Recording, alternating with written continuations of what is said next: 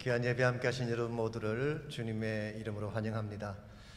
벌써 2021년도도 전반이 지나가고 이제 후반이 시작됐습니다. 오늘 후반을 시작하는 첫 주일입니다. 귀한 예배 오신 여러분들 진심으로 환영합니다.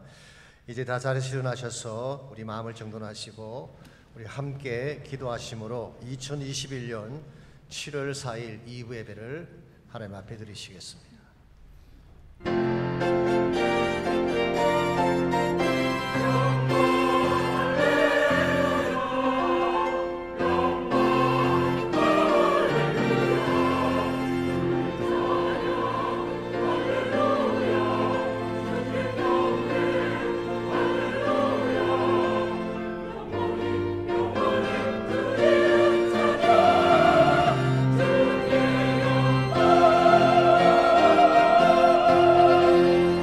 하나님은 우리의 피난처시요 힘이시니 환난 중에 만날 큰 도움이시라.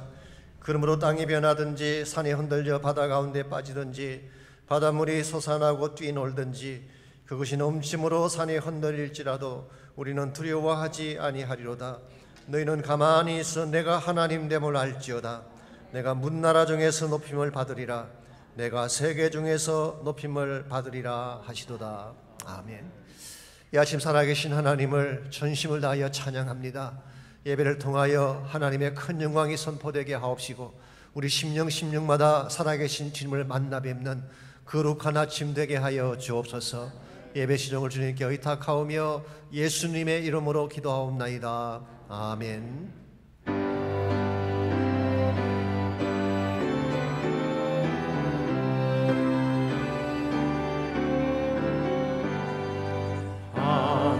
하나님의 크신 사랑 하늘에서 내리사 우리 맘에 항상 계셔 온전하게 하소서.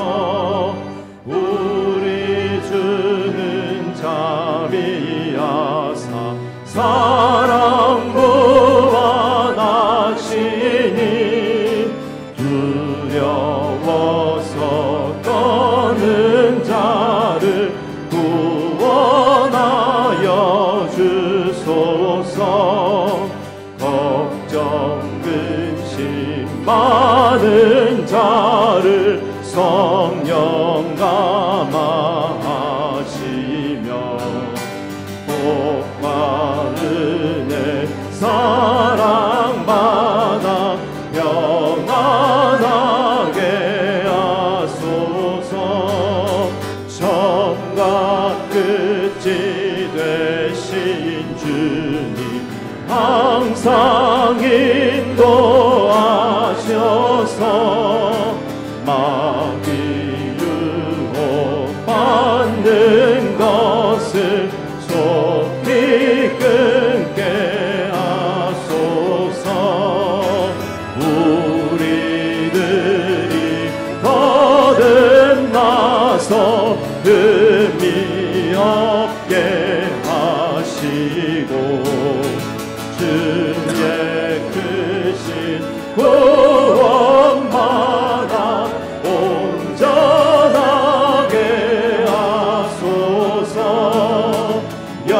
영광에서 영광으로 천국까지 이르러 크신 사랑 감격하여 경배하게 하소서.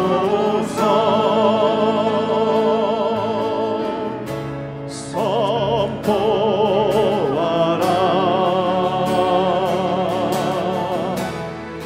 부활하신 영광의 주 아름다운 영광의 주를 보라. 보좌에 앉으신 그 어린 양 예수 다 무릎 꿇고서 주 경배하리라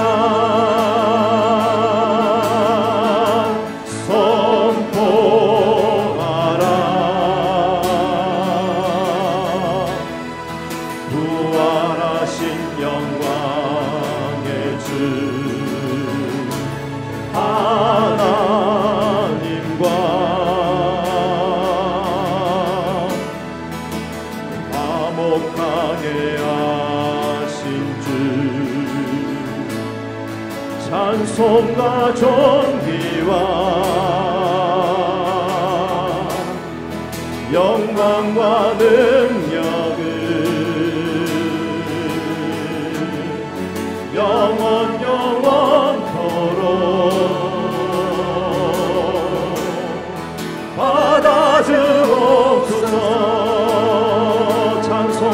받아주옵소서 찬송과 존귀와 영광과 능력을 영원 영원토록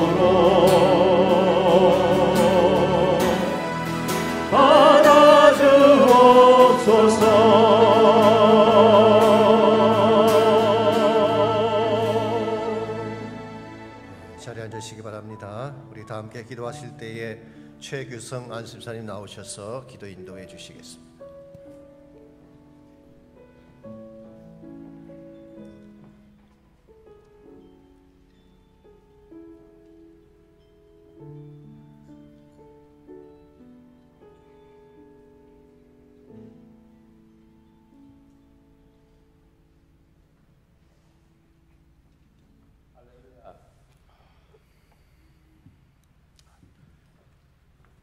할렐루야. 어른 해가 되시며 태양까지 멈추게 하시고 우리를 구원하고 사랑하시는 구원의 방주 사랑의 저자 되신 하나님을 깊이 찬송합니다. 포스트 코비드 때 사랑의 두 눈동자로 쉬지 않고 보호하시며 교회 머리 되신 예수님께서 임재하시는 성소 안으로 인도하시어서 대면 예배도 드리게 해주심에 감사합니다.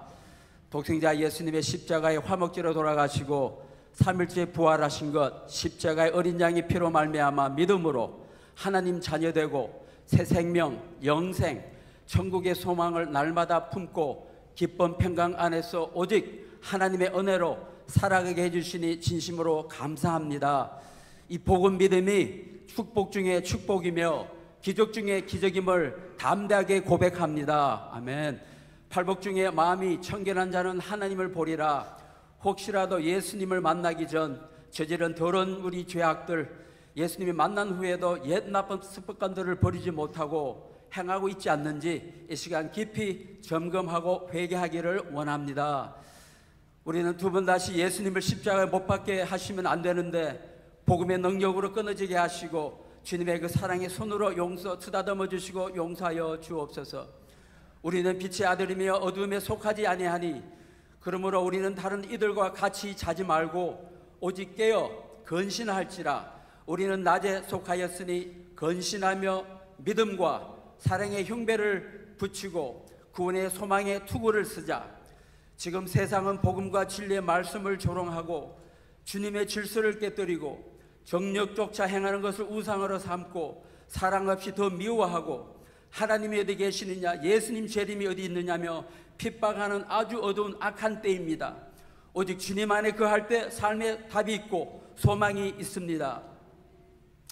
남가주 새누리교회 그리고 온 열방교회 성도들이 건신하여 깨어 늘 기도하며 주님의 뜻이 무엇인지 이해하고 분별하여 순종하고 성령의 능력으로 거룩하고 흠이 없고 소금의 짠맛을 잃지 않게 하시고 빛을 환히 밝히기 또한 구원의 소망 기쁨 안에서 부르신 사명 목적 위하여 달려가는 참 믿음의 용사들이 되게 하옵소서.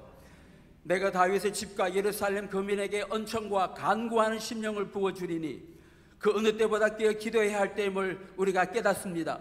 8월 중고기도 축제 하늘문을 활짝 열어주시고 간구하는 심령을 부어주셔서 하늘 보좌 흔드는 함성의 기도가 터져나오게 하시고 성령의 생기를 부어주시어 주님 인재, 치유, 회복을 체험케 하시며 리바이벌이 시작되는 모멘텀이 되게 하옵소서. 당교 선교 팀장 팀원들 은혜의 빚진 자로서 주님의 킹덤 비전에 동참케 해주심에 감사합니다. 성령의 생수를 물붓듯이 부어주시고 주님 마음 사랑으로 하나 되게 하시어 주님을 만나고 담대하게 복음의 씨앗을 뿌리고 사랑으로 섬기도록 하나 되게 하옵소서. 우리 자녀들 유치원 유년부 타이러스 대학 청년부 EM 축복하기를 원합니다. 구원의 방주안으로 인도하시고 복음을 듣고 믿음으로 거듭나게 하시고 하나님과 뜻과 진리를 분별하여 가드 킹덤 비전을 꿈꾸고 순종하며 복음의 군사들이 되게 하옵소서. 박성근 목사님 성령의 생수를 날마다 넘쳐나게 부어주시고 성령께서 늘 영적 분별력, 통찰력, 사랑과 은혜로 더딥혀 주시고 육체 건강, 힘 또한 강건하도록 은혜로 내려 주옵소서. 우리의 삶의 전부 되시고 목적과 참 소망이신 참 우리의 신랑 되신 예수님 이름으로 감사하며 기도합나이다.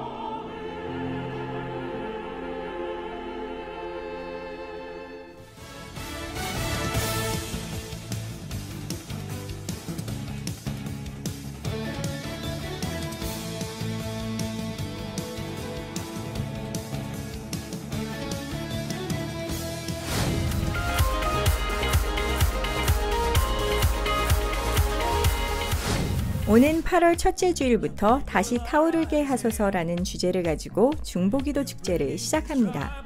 매 주일 오후 1시 30분에 BSBC 모든 가족들이 함께 기도할 때 다시 타오르는 놀라운 회복의 역사가 일어날 것입니다.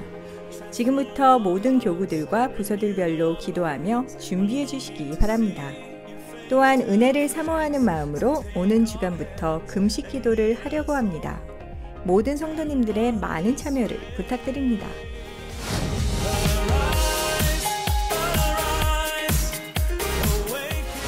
지난 토요일 아리조나 인디언 팀이 선교를 잘 마치고 돌아왔습니다. 이번 토요일에는 멕시코 2팀과 3팀이 출발합니다. 고창한 선교사와 홍로경 선교사가 사역하는 멕시코 엔세나다 지역에서 섬기며 복음을 전할 것입니다. 안전하게 사역을 잘 감당할 수 있도록 기도해 주시기 바랍니다. 계속해서 매주 금요기도회 직후에 진행되는 선교를 위한 중보기도회에도 많은 참여를 부탁드립니다. 7월은 무릎 선교의 달입니다. 코로나 사태로 인하여 선교가 멈추지 않도록 함께 동참해 주시기 바랍니다. 먼저 선교사들을 위한 중보기도에 힘써 주시기 바랍니다. 본교회에서 후원하는 선교사들 중에 이번 주간에 기도해야 할 5분의 기도 제목들을 주보에 올렸습니다. 또한 선교를 위해 헌금하기를 원하시는 분들은 안내석에 마련된 무릎 선교 헌금 봉투를 이용해 주시기 바랍니다. 온라인에서는 무릎 선교 헌금 항목을 선택하시면 됩니다. 어려운 상황 가운데 드리는 성도님들의 귀한 헌신을 통해서 하나님의 나라가 확장될 것입니다. 주님 안에서 행복한 한 주 보내시길 바랍니다.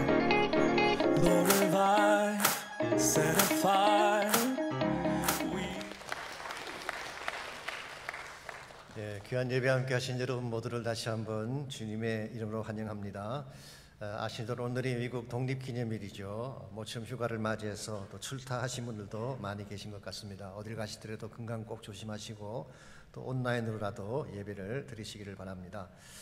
광고에서 보신 것처럼 7월 한 달은 무릎 선교의 달입니다. 우리 작년에 이것을 통해서 많은 선교사님들을 돕기도 하고 또 기도 열매를 보았는데 금년에 계속하려고 합니다. 그래서 매주마다 5분의 선교사님들의 사역을 소개해드리고 또 우리가 주중에 기도하는 그런 시간을 갖습니다. 특별히 여러분께서 또 헌금으로 헌신하실 분들은 온라인이나 예배 시간을 통해서 이렇게 헌신해 주시기를 바랍니다.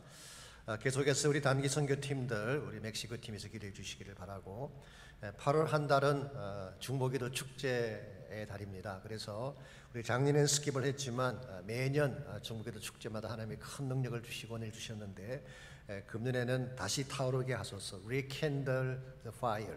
꺼져 있는 우리 마음에 영적 불꽃을 다시 피우기 위한 그런 시간을 가지려고 합니다. 기도해 주시고 또 전체가 다 참여하셔서 함께 새로운 변화의 시간 가지면 좋겠습니다.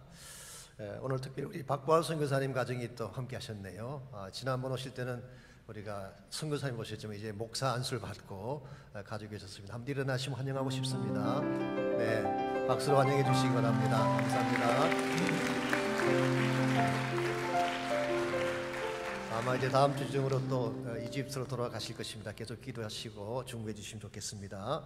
우리 그 외 나머지 광고들 잘 참조하셔서 함께 해 주시기 바랍니다. 우리 시간 다 일어나셔서 서로 축복하며 함께 찬양의 시간 갖겠습니다. 옆에 계신 분들 향하여 두 손을 향하시고 고백합니다. 사랑합니다. 축복합니다. 사랑해요. 축복해요. 사랑해요.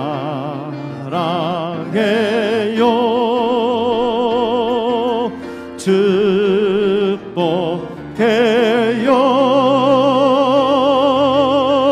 당신의 마음에 우리의 사랑을 드립니다. 사랑을 드려요. 우리 살아계신 하나님께 감사의 박수 드리겠습니다. 기도하겠습니다. 하나님 감사합니다. 7월 무릎 선교의 달을 허락해 주셔서 우리 선교사님들과 선교를 위해 기도하게 하시고 또 선교에 대한 새로운 문을 열어주셔서 단기 선교팀이 복음 들고 나아가게 하시는 은혜를 감사합니다. 하나님 몸된 교회를 하나님이 축복하셔서 주의 나라 비전을 이루고 주의 영광에 쓰임 받는 데 부족함이 없도록 은혜를 베풀어 주옵소서.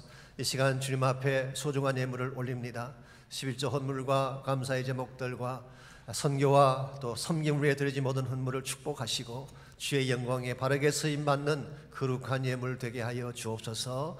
감사드리오며 예수님의 이름으로 기도하옵나이다. 아멘.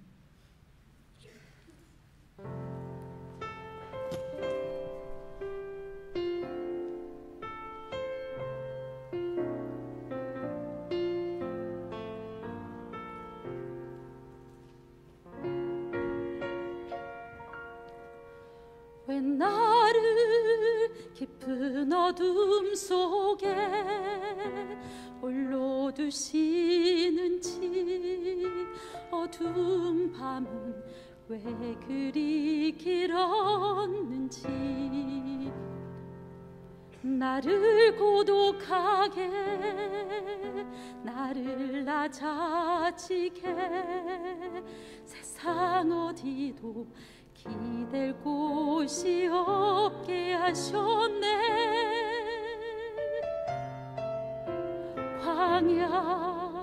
광야에 서 있네.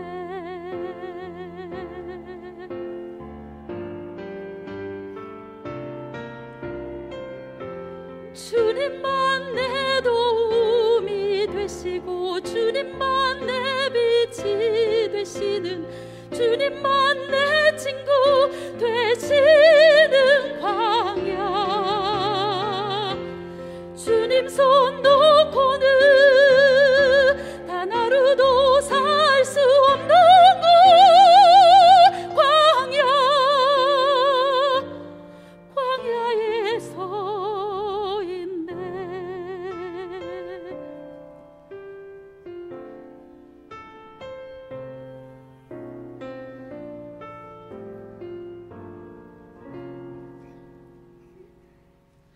왜 나를 깊은 어둠 속에 홀로 두시는지, 어두운 밤은 왜 그리 길었는지, 나를 고독하게 나를 낮아지게 세상 어디도 기댈 곳이 없게 하셨네.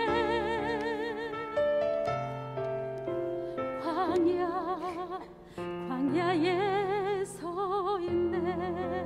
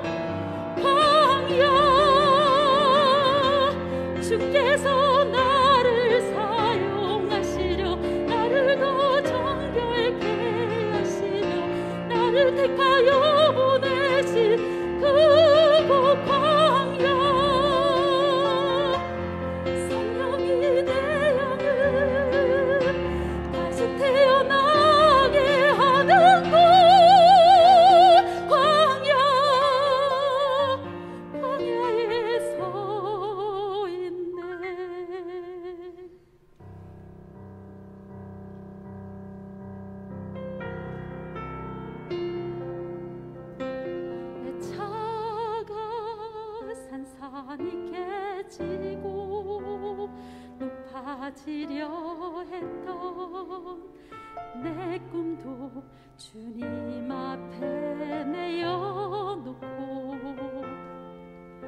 오직 주님 뜻만 이루어지기를 나를 통해 주님만 드러나시기를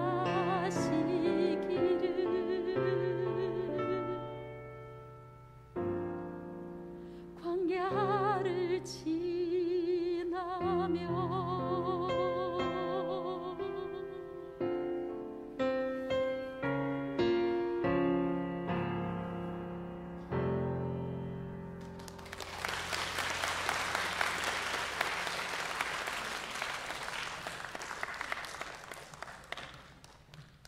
귀한 찬양 감사합니다. 우리 계속해서 월식화에서 찬양으로 영광 돌려주시겠습니다.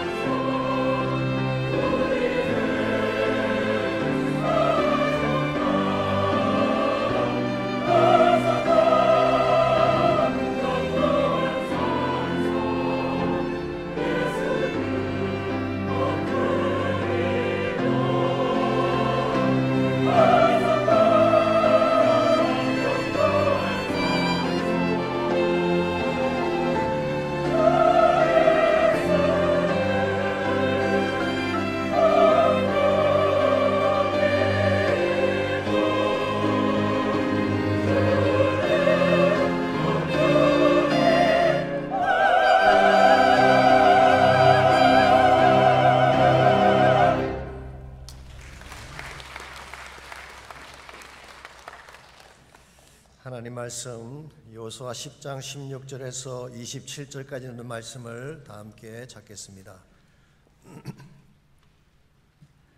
계속해서 여호수아서 함께 묵상합니다. 오늘은 10장 16절부터 27절까지 한 절씩 교독하겠습니다. 그 다섯 왕들이 도망하여 막게다의 굴에 숨었더니 어떤 사람이 여호수아에게 구하여 이르되 막게다의 굴에 그 다섯 왕들이 숨은 것을 발견하였나이다 하니 여호수아가 이르되 굴럭 위에 큰 돌을 굴려 막고 사람을 그 곁에 두어 그들을 지키게 하고 너희는 지체하지 말고 너희 대적의 뒤를 따라가 그 후군을 쳐서 그들이 자기들의 성읍에 들어가지 못하게 하라.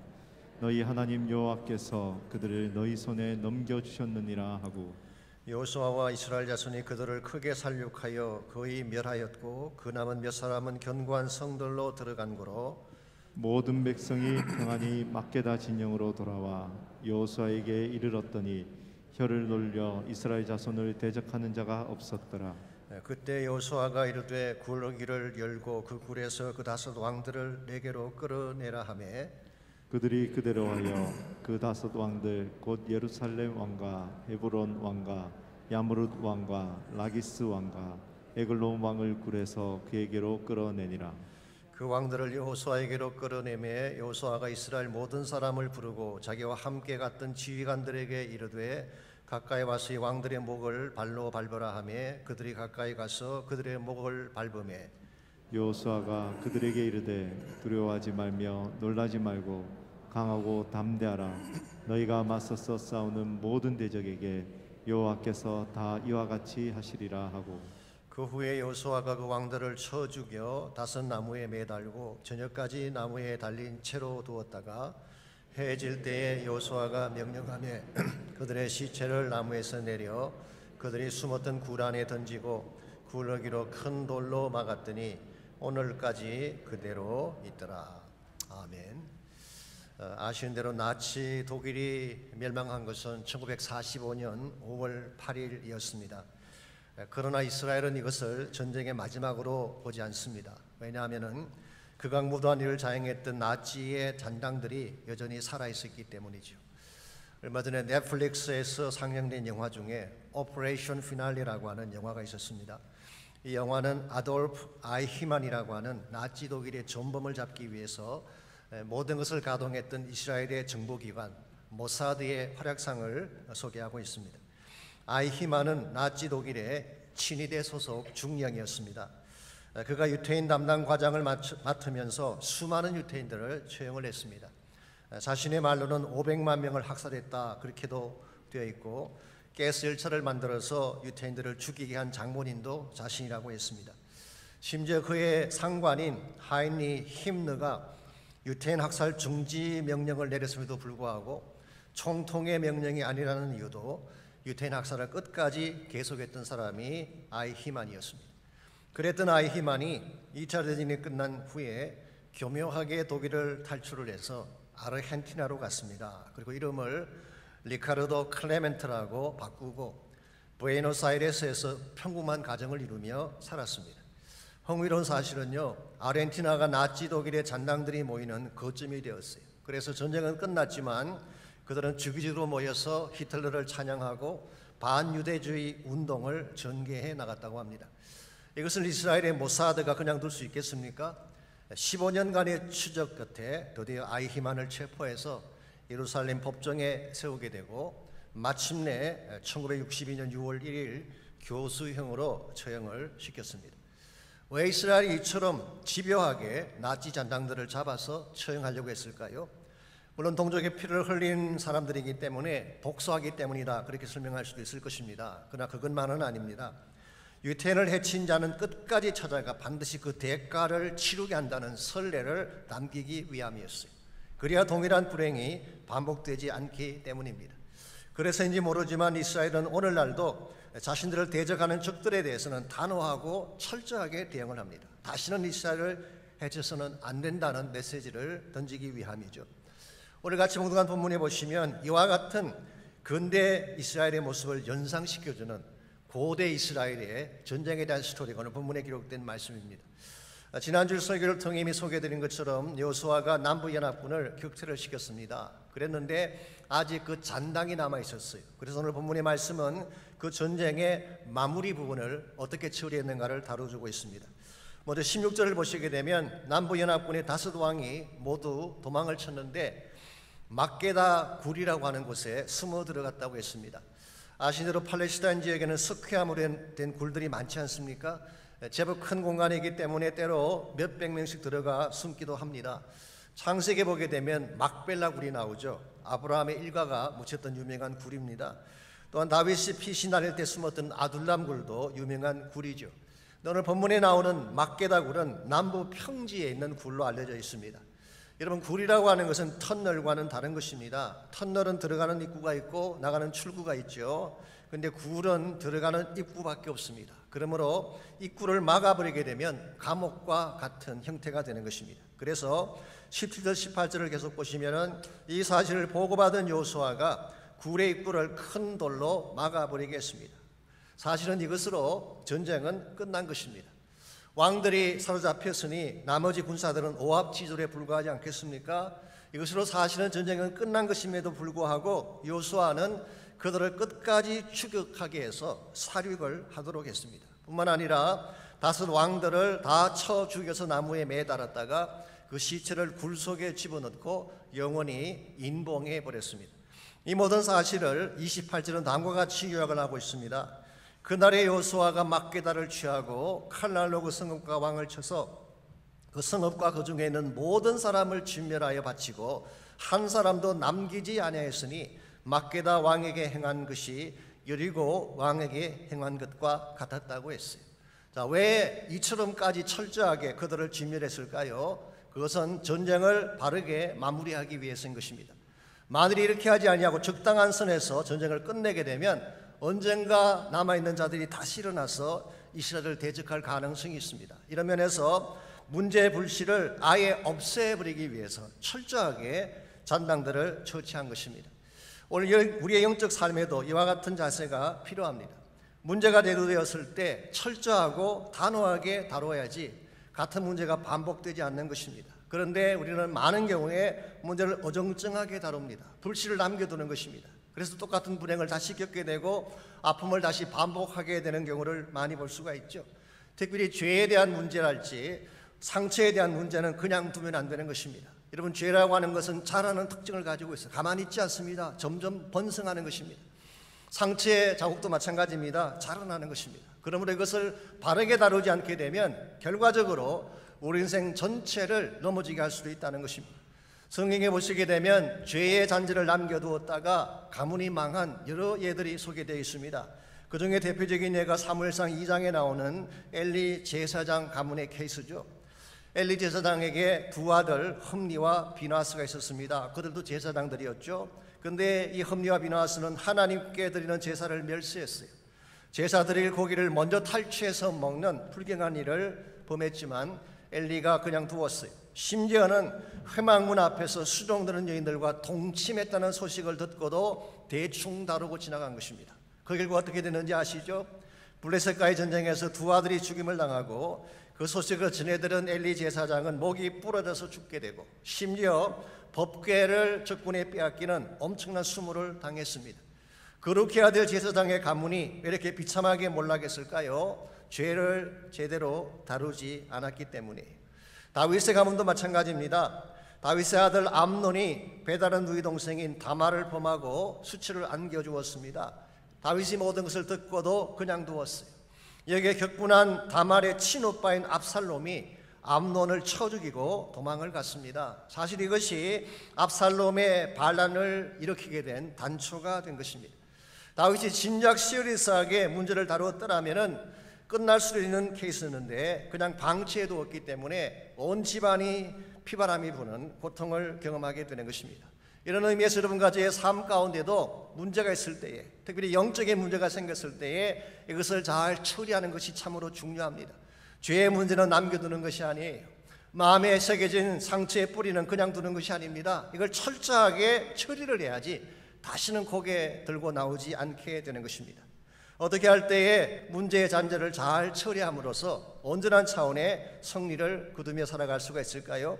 오늘 같이 봉독한 본문에 보시게 되면 이스라엘이 전쟁을 마무리하기 위해서 취했던 몇 가지 액션이 나옵니다. 이것을 잘 정리해 보게 되면 인생의 문제를 끝장내는 비결을 정리해 볼 수가 있습니다. 첫 번째로 문제를 잘 정리하고 온전한 승리를 누리려면 신속한 결단을 해야 됩니다. 빠르게 결단을 해야지 문제를 처리할 수가 있는 것입니다. 19절을 다시 보겠습니다. 너희는 지체하지 말고 너희 대적의 뒤를 따라가 그 후군을 쳐서 그들이 자기들의 성읍에 들어가지 못하게 하라. 너희 하나님 여호와께서 그들을 너희 손에 넘겨주셨느니라. 자, 여호수아는 5 왕들을 굴속에 감금한 후에 지체하지 말고 대적의 뒤를 추격하라고 명령을 했습니다. 여기 지체하지 말라 그 말의 뜻은 고삐를 늦추지 말아라, 주저하지 말고 망설이지 말고 곧장 달려가라 그런 뜻입니다. 자, 왜 이와 같은 명령을 내렸을까요? 이 기회를 놓치게 되면 그들이 성읍에 들어가게 되고 그러면 성읍을 빼앗기 위해 다시 전쟁을 해야 되는 것입니다. 그러므로 늦기 전에 빨리 처리하라는 것입니다. 특별히 오늘 본문을 보시게 되면요, 너희 하나님 여호와께서 그들을 너희 손에 넘겨주셨다고 했습니다. 쉽게 표현하면 하나님이 주신 기회란 뜻이에요. 이와 같은 기회는 그냥 쳐들어가면 무조건 이기는 거예요. 그런데 하나님이 주신 이 기회를 놓치게 되면 어떻게 될까요? 상황이 꼬이게 되고 더 큰 문제 앞에 직면하게 되는 것입니다. 이런 의미에서 하나님이 우리에게 기회를 주셨을 때는 기회를 놓치지 않아야 돼요. 그 기회를 잘 활용해서 바로 일을 해야지 우리 인생의 문제가 처리되어지는 것입니다. 그래서 사도 바울은 에베소서 5장 15절 16절에서 다음과 같이 고민을 했습니다. 그러므로 너희가 어떻게 행할지를 자세히 주의하여 지혜 없는 자같이 하지 말고 오직 지혜 있는 자같이 하여 세월을 아끼라. 때가 악하니라 그랬어요. 너희들이 어떻게 할지를 자세히 주의하라. 이 말은 아무렇게나 살지 말라 그런 뜻이에요. 정말 무엇이 중요한지 잘 판단하라는 것입니다. 그렇게 해서 진짜 해야 될 바른 일이 판단되었을 때는 세월을 아끼라는 겁니다. 세월을 아끼라는 이 말은 기회를 놓치지 말라는 뜻입니다. 정말 나에게 해야 될 바른 과제가 주어지게 되고 그것이 하나님이 기뻐하는 것이라는 것이 확인이 되었을 때는 때를 놓치지 말고 기회를 놓치지 말고 바로 행하라고 하는 것입니다. 아시겠지만 우리 인생이라고 하는 것은 타이밍이 있습니다. 이 타이밍을 잘 맞춰야지 열매가 바르게 맺히는 것입니다. 사랑에도 때가 있잖아요. 놓치게 되면 바른 관계를 맺을 수가 없습니다. 오래전에 송창식 씨가 불렀던 노래 중에 처음 고백이라는 노래가 있어요. 그게 보게 되면 말을 해도 좋을까, 돌아서서 말할까, 마주서서 말할까, 눈치만 살피다가 한 달, 2달, 석 달, 눈치만 살피다가 지내는 한평생, 뭐 그런 가사가 나옵니다. 답답하지 않아요? 말하면 되는데 빙빙 돌리면서 시간만 보내는, 이거 참 답답한 일이 아닐 수가 없습니다. 정말 사랑하면 지금 고백하시기 바랍니다. 그래 열매가 맺어지는 거예요. 우리가 자녀를 사랑하는 것도 타이밍이 있습니다. 바쁘다는 이유로 그것을 놓치게 되면 자녀의 가슴에 상처를 남겨주는 것입니다. 기도하는 것 타이밍이 있어요. 그것을 놓치게 되면 하나님의 응답을 받고 기적을 경험할 기회를 놓치는 것입니다. 예배하는 것도 타이밍이 있고 전도하는 것, 선교하는 것 모두 타이밍이 있는 것입니다. 이와 같은 타이밍을 놓치지 않아야지 진짜 맺어야 될 열매를 바르게 맺을 수가 있는 것입니다. 최근에 그렉 로리 목사님이 쓰신 책 중에 빌리 그레이엄, The Man I Knew라고 하는, 내가 아는 빌리 그레이엄이라는 그런 제목의 책이 있습니다. 생전에 빌리 그레이엄 목사님과 대화했던 내용들, 인터뷰했던 내용들을 중심으로 쓴 책이라고 하는데요. 거기 보시게 되면 빌리 그레이엄 목사님이 가장 후회했던 일 하나가 소개되어 있어요. 그렉 로리가 물었습니다. 당신이 지금까지 사역하면서 가장 후회되는 일이 있냐 물었을 때에 있다고 하고 다음과 같이 설명을 해 주었습니다. 빌리 그레이엄 목사님이 1963년 11월 달에 워싱턴 DC에서 열리는 조찬 기도회에 참석을 해서 말씀을 전했습니다. 그 당시 그 자리에 대통령이었던 존 F. 케네디가 함께 있었어요. 조찬 기도회가 끝났을 때에 존 F. 케네디가 빌리 그레이엄에게 요청을 했습니다. 돌아가는 길에 자기 차에 함께 타고 갈 수가 없겠느냐, 당신에게 긴히 여쭤볼 말이 있습니다. 그렇게 요청을 했습니다. 아마도 빌리 그레이엄 목사님 말씀을 듣는 중에 무엇인가 마음에 변화가 일어난 것입니다. 근데 그때 빌리 그레이엄이 정중하게 거절을 했어요. 왜냐하면 그날 아침 감기로 몸이 좋지 않았기 때문에. 그래서 사양을 했습니다. Mr. President, I don't want to get sick. 난 당신이 나 때문에 아파하는 것을 원치 않습니다. 그러므로 감기에서 회복이 되면 그때 뵙도록 하지요. 그리고 그것을 거절을 했는데요. 이 일이 있고 난 며칠 뒤에 달라스에서 존 F. 케네디가 암살로 세상을 떠나고 말았습니다. 빌리그람 목사님에게 함께 차를 타고 가자고 했던 그 순간이 그가 복음 들을 수 있는 마지막 기회였던 것이죠. 여러분, 감기가 무슨 대수입니까? 영혼이 지금 죽어가고 있는데 정말 그가 하나님의 뜻을 바로 알고 바로 행했더라면 한 생명을 구원할 수 있었는데 놓친 것입니다. 그래서 빌리그램은 수십 년이 지났음에도 불구하고 그것을 가장 아파하며 후회한다는 고백을 했습니다. 여러분과 저의 삶에는 이와 같은 케이스가 없을까요? 정말 신속하게 결정해야 되는데 결정을 하지 않았기 때문에 오히려 더 아파하고 힘들어하는 케이스들. 만약 여러분에게 그와 같은 것이 있다면 지금 처리하시기 바랍니다. 사랑해야 될 자가 있다면 지금 사랑하십시오. 용서해야 될 자가 있다면 지금 용서하시기 바랍니다. 마음에 새겨진 상처가 있다면 지금 처리해야 돼요. 십자가 앞에 가져가서 지금 처리해야지 마치 아무것도 아닌 것처럼 괜찮은 척 덮고 살게 되면 언젠가 그 상처가 여러분을 삼키게 되는 것입니다. 이런 면에서 나에게 주어진 문제를 바르게 처리하기를 원한다면 신속한 결단이 필요합니다. 두 번째로 문제를 잘 정리하고 온전한 승리를 이루려면 압도적 영성을 가져야 돼요. 그냥 영성이 아니라 압도적인 영성. 크리스찬 삶이 세상과 달라야 한다는 것은 누구나 다 알고 있는 사실이죠. 이것을 우리는 흔히 거룩이라고 표현을 합니다. 그런데요, 대충 달라서는 세상 이길 수 없어요. 압도할 정도로 그들을 능가해야지 세상이 우리 때문에 움직이기 시작하는 것입니다. 21절 말씀을 보시기 바랍니다. 이스라엘이 보여주었던 전력이 어느 정도였는지가 21절에 소개가 되어 있습니다. 모든 백성이 평안히 막게다 진영으로 돌아와 여호수아에게 이르렀더니 혀를 놀려 이스라엘 자손을 대적하는 자가 없었더라 그랬어요. 적군을 거의 다 진멸하고 막게다 진영으로 돌아왔을 때 평안이 왔다고 했습니다. 우리말 성경에는 평안이라고 번역을 했지만 실제적인 의미는 이런 것입니다. 한 명도 다치지 않고 다 돌아왔다는 뜻이에요. The Message Bible은 이렇게 번역했습니다. The whole army returned intact. 손가락 하나 건드리지 못하게, 머리털 하나 상하지 않게 하고 다 돌아왔다는 뜻이에요.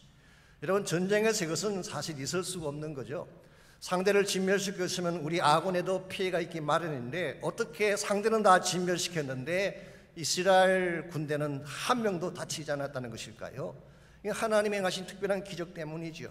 뿐만 아니라 그 당시 이스라엘의 기세가 압도적이었기 때문에 감히 돌아서서 이스라엘 대적할 생각을 품지 못하고 도망치느라고 그들은 다 진멸을 당했지만 이스라엘은 무사했던 것입니다. 이와 같은 사실을 보았던 사람들이 혀를 놀려 감히 이스라엘을 대적하지 못했다 그랬어요.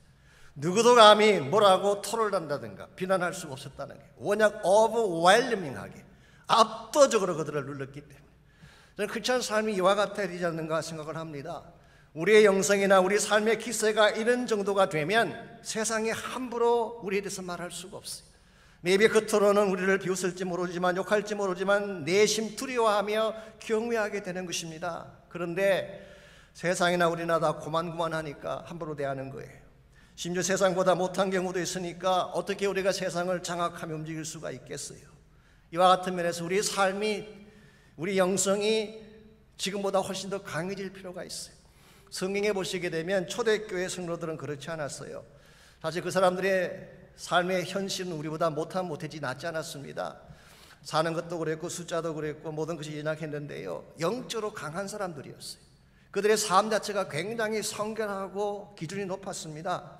다른 연세에 보게 되면요, 그들은 자신의 재산을 팔아서 가난한 사람들과 함께 나누었어요.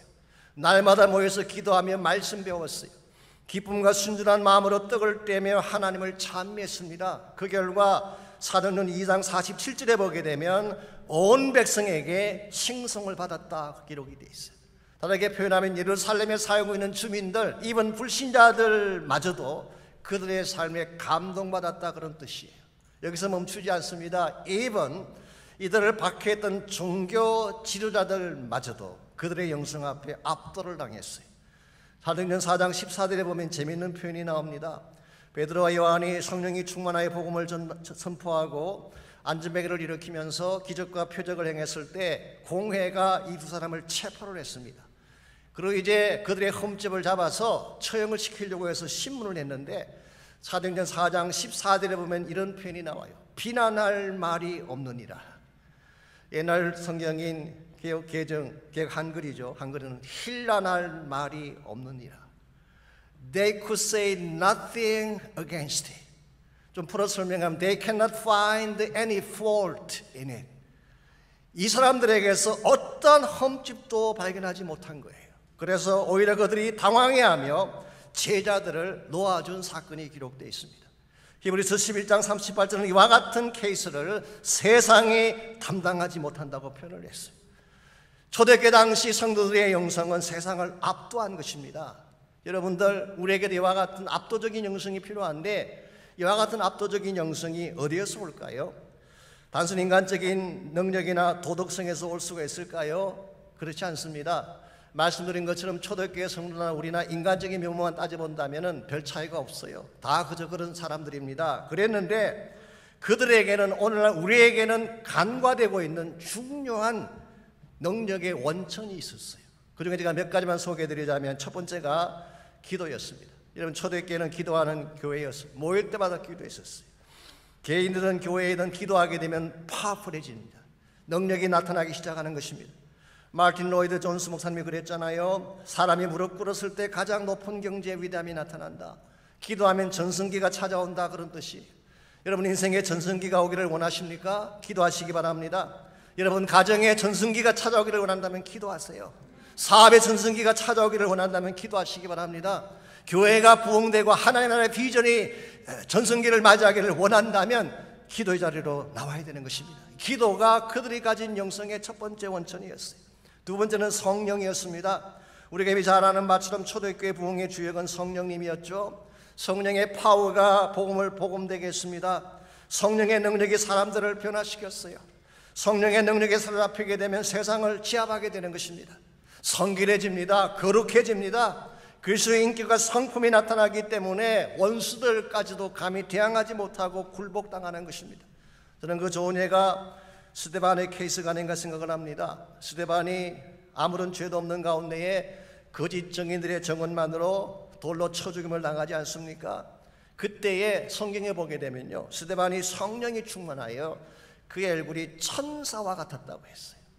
일반적으로 사람이 위기를 당하든지 죽음 앞에 서게 되면 얼굴이 창백하게 변합니다. 정말 창백하게 두려움에 가득 차게 되는데 스데반은 얼굴이 천사 같았대요. 이 성령의 파워입니다. 심지어 그는 마지막에 피투성이가 되어 죽어가면서 하나님께 올려드린 마지막 기도가 무엇이었어요? 주여, 이 죄를 그들에게 돌리지 마옵소서. 용서와 사랑을 선포하며 순교한 것입니다. 이 장면을 가장 가까이서 바라보며 깊은 충격을 받은 장군이 누군지 아세요? 그 당시 돌 던지는데 주역을 담당했던 사울이라는 청년이었어요. 지금 그가 핍박자가 되어서 이 스데반을 돌을 던져 죽게 만들고 있지만 아마도 사울 청년의 가슴 속에 지울래야 지울 수 없는 큰 충격이 그때 벌어진 것입니다. 그래서 후에 그가 빚진 자라고 고백할 수밖에 없었던 이유가 이 사건 때문이라는 것인 생각을 합니다. 이와 같이 성령의 능력이 우리 영성의 능력의 두 번째 원천. 세 번째로 그들에게는 고난을 능가하는 삶이 있었어요.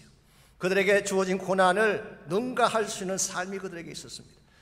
말씀드린 바대로 그들이 당하는 모든 박해는 부당했습니다. 억울하기도 했고 무자비하기도 했죠. 그러나 성경을 보게 되면 그들은 원망하지 않았어요. 변명하지도 않고 선포를 가지고 대어들지도 않았습니다.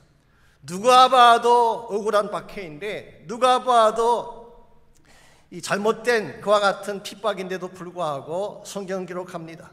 오히려 그 이름을 위하여 능욕당하는 것을 기뻐하며 참했다고 했어요. 이게 파워예요. 이 지실된 삶의 열매 앞에 사실은 유대 지도자들이 핍박을 가하면서도 두려워한 거예요. 사실 요즘 신문이나 세상 미디어를 보게 되면 이 세상이 교회를 평가하는 것이 조금 심하다고 느껴지는 부분도 사실 있습니다. 억울하다고 생각되는 면도 없지 않아 있긴 해요. 좋은 면은 거의 소개하지를 않고 부정적인 면만 크게 다루기 때문에 일면 생각하면 좀 억울하다 그렇게 말할 수도 있습니다. 그런데 여러분들, 이와 같은 억울한 교회의 모습을 단순히 가서 변명하고 대어든다고 이게 바뀌겠습니까? 그것만으로 충분하지 않습니다. 삶으로 보여줘야 돼요. 우리 삶을 통해서 크리스천 삶의 진실이 무엇인가를 보여주지 아니하면 절대로 세상은 감동받지 않습니다. 유명한 헬라 철학자였던 플라톤이 한 번은 사람들의 오해를 받아서 큰 공경에 빠진 적이 있었습니다. 많은 사람들이 플라톤을 비방을 하는데 무슨 말을 하든지 플라톤이 변명을 하지 않는 것입니다. 그때 지켜보고 있던 제자 한 사람이 물었습니다. 아니 왜 이토록 억울한 말을 들으면서 변명을 하지 않는 것입니까? 그때 플라톤이 이와 같은 말을 했다고 합니다. 그들의 비난을 종식시키는 것은 나의 변명이 아니다. 그들의 비난을 침묵시킬 수 있는 유일한 길은 나의 올바른 행동뿐이다. 참 귀한 자세 아닙니까? 내가 아무리 많은 말을 하더라도 나의 말이 사람들을 변화시키는 게 아니라 나의 행동이라는 거예요. 수백 마디의 말보다도 단 한 번의 지실된 삶이 더 파워풀하다는 거예요. 사실 우리가 이 땅을 살아가면서 당하는 부당한 일이 한두 가지입니까? 여러분 가운데도 억울한 일 당하고 뜻하지 않은 고난 당한 분이 많이 계실 거예요. 10년 온몸이 터지도록 두들겨 맞고 쓰러지도록 아픔을 당한 케이스도 있을 것입니다. 그러나 여러분 이것이 우리 삶의 현실이에요. 인생을 살아가는 과정에는 항상 이와 같은 어려운 문제들이 주어지는 것입니다. 제가 언젠가 인터넷을 봤더니 이런 재미있는 이야기가 있었어요. 제목이 공들의 한탄이라고 하는 그런 제목의 글이었습니다. 배구공이 이렇게 말을 했습니다. 난 허구한 날 사대기만 맞아. 그것도 위에서 아래로. 축구공이 말을 합니다. 야 그래도 넌 다행이야. 난 발로 맨날 까인다고. 그것도 모자라서 머리로도 쳐박지.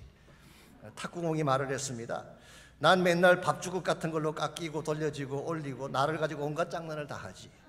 테니스 공이 말을 하기를 나는 흙바닥에서 어떤 때는 딱딱한 시멘트 바닥에서 털이 다 빠지도록 두들겨 맞을 때가 있어. 이들의 넋두리를 듣고 있던 골프공이 한마디 했다고 합니다. 너네들 쇠몽둥이로 맞아본 적이 있어? 여러분 뭐 사람 사는 것이 다 그렇지만요 케이스는 다르긴 하지만 인생이라고 하는 것이 다 나름대로 아픔이 있고 고난이 있는 것입니다. 때로는 정말 털이 빠지도록 두들겨 맞는 경우도 있고 사망도리로 내려치는 것 같은 아픔을 겪을 때가 있죠. 그러나 우리 성도들이 이와 같은 고난을 맞이했을 때에 어떤 자세를 보이냐가 중요한 것입니다. 고난은 누구나에게나 찾아오는 것이고 크리스찬이든 난 크리스찬이든 다 겪을 수 있는 것이지만 정말 어려운 고난이 왔을 때에 이것을 어떠한 모습으로 극복해내느냐 이게 사실 여러분의 영성을 결정하는 거예요. 세상은 여러분과 저를 지켜보고 있습니다. 고난 앞에 우리가 어떤 자세를 보이는지 우리가 정말 고난 속에서도 바른 영성을 갖게 된다면 세상이 감동받기 시작하는 거예요. 사도행전 16장에 보시게 되면 바울과 실라가 빌립보 감옥에 갇힌 사건이 기록되어 있지 않습니까? 사실은 억울하게 잡혔습니다. 실컷 두들겨 맞았어요. 그리고 착고가 처인 상태에서 캄캄한 지하 감독에 갇혔습니다. 감옥이라고 하니까 여러분 현대 감옥을 생각할지 모르지만 던전이라고 정말 쥐가 들끓고 있고 습기가 가득 찬 그런 감옥입니다. 이와 같이 억울하게 두들겨 맞고 지하 감옥에 던져진 이들이 어떤 반응을 보였나요? 원망하거나 항변한 것이 아니에요. 오히려 한밤중에 하나님 향해 찬양을 한 것입니다. 성경에 보게 되면요 이들이 하나님을 찬양할 때에 온 죄수가 들었다고 기록을 하고 있어요. 제 생각에는 그들이 큰 충격을 받았을 것입니다. 아니 어떻게 저런 상황에서 노래가 나오냐는 거죠. 두들겨 맞고 상처투성이가 되고 착고에 차인 상태에서 어떻게 노래가 나오냐는 것입니다. 더구나 옥문이 열리고 착고가 풀렸는데도 불구하고 바울과 실라는 감옥에서 도망쳐 나오지 않았습니다. 오히려 자살하려는 간수를 구출해내고 그에게 복음을 전하고 온 집안 식구를 구원시키는 일을 했어요. 여러분 이것은 일반 사람들이 상상할 수 없는 높은 차원의 영성이 아닐 수가 없습니다. 이와 같은 일을 행했기 때문에 심지어 그들을 가두었던 관리전마저 그 다음날 친히 바울을 찾아와서 그 앞에 무릎을 꿇고 두려워했다고 성경은 기록하고 있습니다. 사랑하는 형제자매 여러분, 이것이 세상을 압도하는 영성이에요.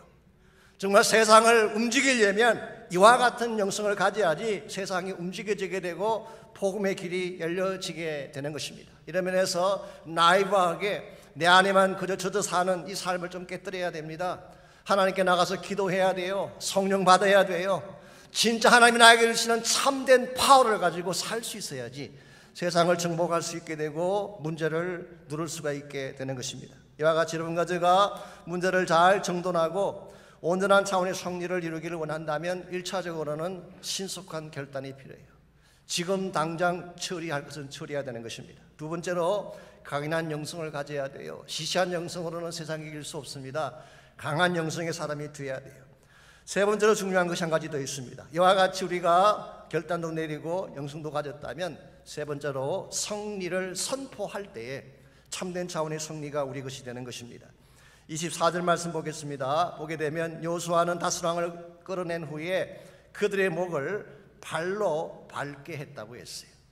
이건 고대 중동 지역의 전쟁에서 적장에게 모욕을 안겨주기 위해서 흔히 행했던 일이라고 합니다. 일반적으로는 성전국의 최고 장수가 이것을 하는데 여호수아는 자신이 하지 않고 백성의 지휘관들로 하여금 이것을 하게 했어요. 백성들로 하여금 승리를 선포하게 하기 위함이었던 것 같습니다. 뿐만 아니라 26절과 27절을 보시면은 그 왕들을 쳐 죽여 나무에 매달고 해 질 때 시체를 내려서 그들이 숨었던 굴 속에 던져넣고 큰 돌로 막아버렸다고 했어요. 그들의 무덤을 임봉해 버린 것입니다. 사실 이것은 영적으로 시사하는 바가 있습니다. 복음서에 보시게 되면 이와 똑같은 일을 당하신 분이 한 분 소개되어 있어요. 나무에 달려 죽임을 당하시고 무덤 속에 넣은 후에 그 앞을 돌로 막았던 케이스의 인물 누구일까요? 바로 예수 그리스도죠. 아마도 예수를 대적했던 그 원수들은 이와 같은 일을 하면서 그들은 생각했을 것입니다. That's it. 이것으로 우리는 승리해서 이제 예수는 끝장났으라고 생각했을 가능성이 있습니다. 그랬는데 결과는 어땠습니까? 3일 후에 예수님이 봉인된 무덤을 깨뜨리고 부활해 나오셨어요. 그래서 참된 승리가 무엇인지를 보여주셨는데 이와 같은 주님과 비교해 볼 때 반면에 오늘 본문에 나오는 척장들은 어떻게 됐나요? 굴 속에 갇힌 후에 영원토록 나오지 못했어요. 그것으로 그들의 운명은 끝난 것입니다. 여기에 big difference가 있습니다. 나무에 달리고 굴 속에 들어간 것은 같아 보였지만 예수의 무덤을 깨뜨리고 부활하신 반면에 악한 대적들은 무덤 속에 들어가서 영원히 사라지고 만 것입니다. 여기서 끝나지 않습니다. 창세기 3장 15절에 보게 되면 뱀의 후손이 여자의 후손의 발꿈치를 상하게 하지만 여자의 후손이 뱀의 머리를 상하게 하리라 말씀하셨잖아요. 분명히 뱀의 후손인 마귀의 후손들이 예수님의 발꿈치를 상하게 했어요. 그게 십자가 사건이죠. 그랬는데 예수님께서 부활하심으로 마귀를 짓밟고 머리를 상하게 한 거예요. 이런 의미에서 사탄 마귀는 2000년 전에 이미 패배한 줄 믿습니다. 이미 실패한 자들이에요. 여기서 끝나지 않습니다. 요한계시록 20장을 보시게 되면 예수님 다시 오실 때에 옛 뱀인 마귀 사탄을 잡아서 무저갱 속에 집어넣고 1000년 동안 임봉할 것이라고 성경은 말씀하고 있습니다. 저는 오늘 본문의 말씀 이와 같은 사건들을 상징적으로 보여주고 있는 것이 아닌가 생각합니다. 악한 마귀가 굉장해 보이지만 큰 세력처럼 보이지만 사실은 아무것도 아니라는 것입니다. 우리가 얼마든지 패배시킬 수 있고 잡아서 임봉에 쳐넣을 수 있는 것이 악한 마귀인 것입니다. 우리 안에 계시는 예수님은 살아계신 부활의 주님이기 때문에 여러분과 제가 이 사실을 확신할 때에 어떠한 문제를 맞이해도 당황해하지 아니하고 승리하며 살아갈 수가 있는 것입니다. 마귀는 패배한 줄 믿습니다. 그들은 끝장난 거예요. 이제 하나님의 승리가 나의 승리가 되어서 바른 믿음으로 선포하며 나가기만 한다면 우리 세상의 어떤 문제도 이겨낼 수 있게 되고 악한 마귀마저도 얼마든지 처리해낼 수가 있는 것입니다. 이걸 우리가 믿었을 때, 이와 같은 승리를 선포했을 때 여러분은 진정 승리자가 될 수가 있고 문제를 넘어서는 진정한 차원의 승리를 누리며 살 수가 있는 것입니다. YM에서 훈련 받으시는 분들은 아마 잘 아실 것입니다. 우리 DTS의 필독서 중에 딘 숄만이 쓴 영적 전쟁이라는 책이 있습니다. 그 책에 보게 되면 이 딘 숄만이 1970년대 파푸아 뉴기니아에서 사역할 때 일어났던 사건 하나가 소개가 되어 있습니다. 딘 숄만이 그 포트 몰스비라는 지역에서 약 3개월을 머물면서 복음을 전했는데요. 한 가지 이상한 것은 그 지역 교회들이 생기가 없는 것입니다. 제법 규모가 큰 교회도 있고 교회 숫자도 많은데 한결같이 답답하고 냉랭한 것입니다. 이유가 뭔가 해서 기도를 하는 중에 한 가지 사실을 발견했습니다. 그 지역을 덮고 있는 악한 세력에 교회가 눌려 있다는 사실을 알게 됐어요. 한 번은 뉴질랜드에서 온 데이빗 왈리스라는 청년이 한 부락에 들어가서 복음을 전하다가 그 불악에 있는 무당과 마주치게 됐습니다. 무당이 형제를 향해서 저주를 퍼붓기 시작했는데요. 놀랍게도 그때부터 이 형제의 온몸에 열이 나기 시작을 하는 것입니다. 병원에 데려갔더니 뇌성 말라리아에 걸렸다는 진단이 나왔습니다. 치사율이 가장 높고 설사 회복이 돼도 식물인간이 된다고 하는 무서운 병이에요. 근데 한 가지 신비로운 것이 뭔지 아세요? 파푸아 뉴기니아에는 말라리아가 없습니다. 그것이 없는 나라에는 어떻게 이 병이 걸렸을까요? 그때 이 딘 셜만이 한 가지 사실을 간파하게 됩니다. 아하, 이건 영적 전쟁이구나, 이 사실을 깨닫게 됐어요. 그래서 그때부터 온 선교팀이 본부에 모여서 기도하기 시작했습니다. 모든 선교팀이 다 함께 모여서 기도하기 시작했는데요. 기도한 첫날 아무 일도 일어나지 않았어요. 둘째 날이 됐는데 형제의 병에 아무런 차도가 없었습니다. 여전히 의식을 깨어나지 못한 가운데 있었어요. 3일이 지나고 4일이 지나고 그리고 일주일이 되던 날 딘 셜만이 병원을 찾아갔는데요. 자기 마음속에 지금이다라고 하는 성령의 음성이 들려왔어요. 그때 딘 셜만이 그 형제의 머리에 손을 얹고 선포를 했습니다. There is a power in the blood. 예수의 보혈에 능력이 있도다. Jesus got the victory. 예수님이 승리하셨도다. 이 선포를 하는 순간 형제 얼굴에 생기가 돌면서 그 입술에서 할렐루야가 터져나왔어요. 악한 영이 떠나가고 그 형제가 일어나게 되며 승리한 것입니다. 더 놀라운 사실이 뭔지 아십니까? 이 사건을 계기로 온 도시를 덮고 있던 악한 영이 떠나가게 되고 그 지역에 수많은 사람들이 그리스도 앞으로 돌아오는 대부흥의 역사가 일어났다고 합니다. 이것이 영적인 파워예요. 여러분, 가져가 세상을 이기려면 인간의 능력으로는 불가능합니다. 나의 지력, 내 가진 피지컬한 파워로는 절대 이길 수가 없습니다. 영적인 능력을 받아야 돼요. 이 영적인 능력이 어디서 오는 것일까요? 우리가 만들 수 있는 것이 아닙니다. 우리가 하나님께 나가서 기도할 때 하나님이 위로부터 부어주시는 거예요.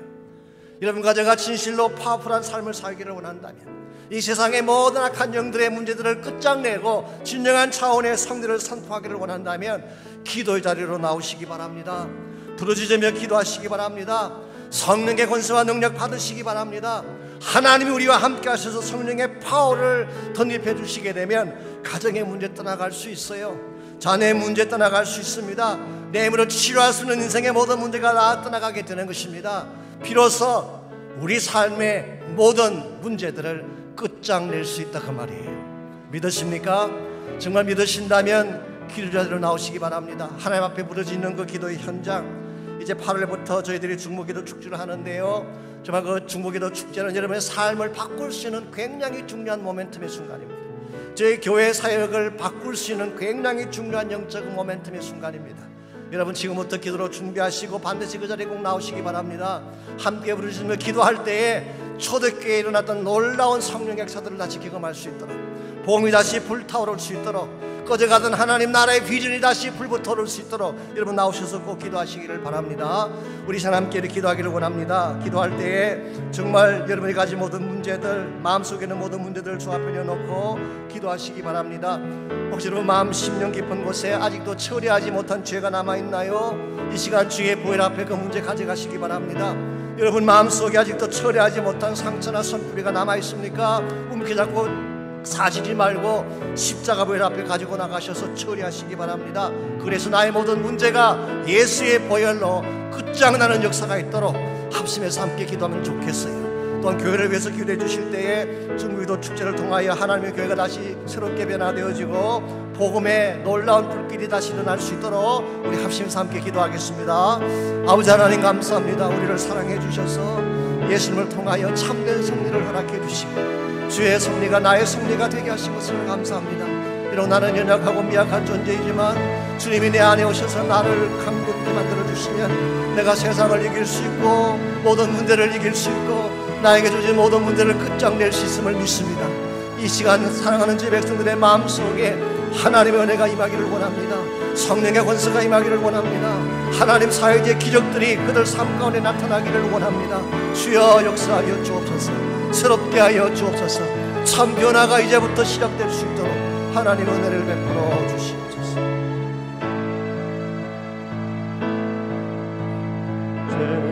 죄에서 자유를 얻게 함을 보혈의 능력 주의 보혈 시험을 이기고 승리하니 참 놀라운 능력이로다.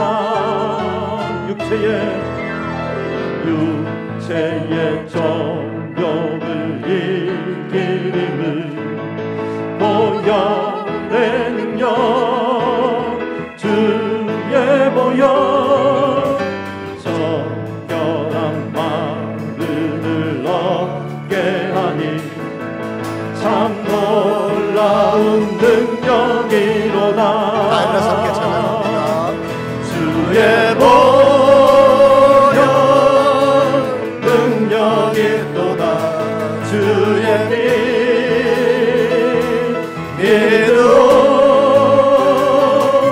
주의 보혈 그 어린 양의 매우 귀중한 피로다.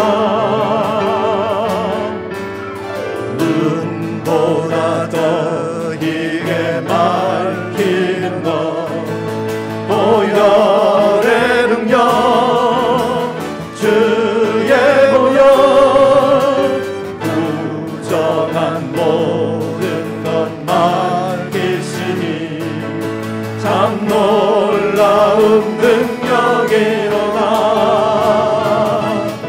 구주의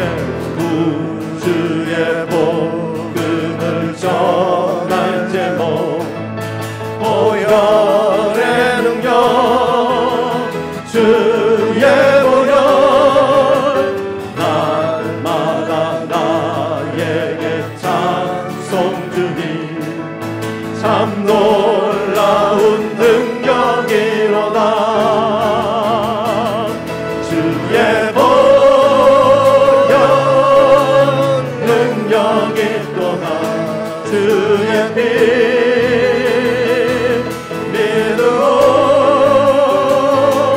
주의 보혈 그 어린 양의 매우 귀중한 피로다.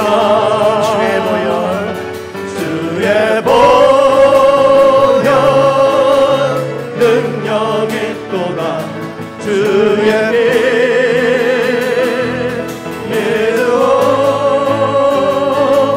주의 보혈 그 어린 양의 매우 귀중한 피로다. 매우 귀중한 피로다.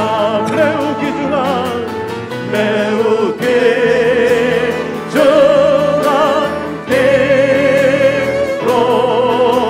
피로다.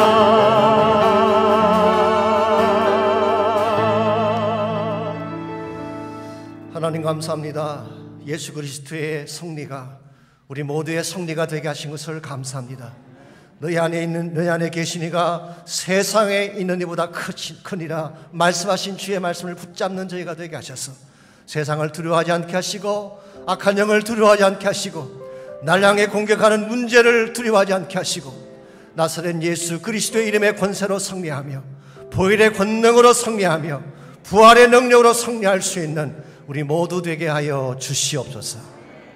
이제는 우리 구주 예수 그리스도의 은혜와 하나님 아버지의 무한하신 사랑과 성령님의 충만한 임재하심이 이 시간 주 앞에 나와 전심을 다해 예배하고 돌아가는 사랑하는 주의 백성 한 분 한 분에게 그들의 가정과 삶의 터전과 또한 그들의 자녀와 자손들 위해 이제로부터 항상 함께 해주시기를 살아계신 예수님의 이름으로 간절히 축원하옵나이다. 아멘.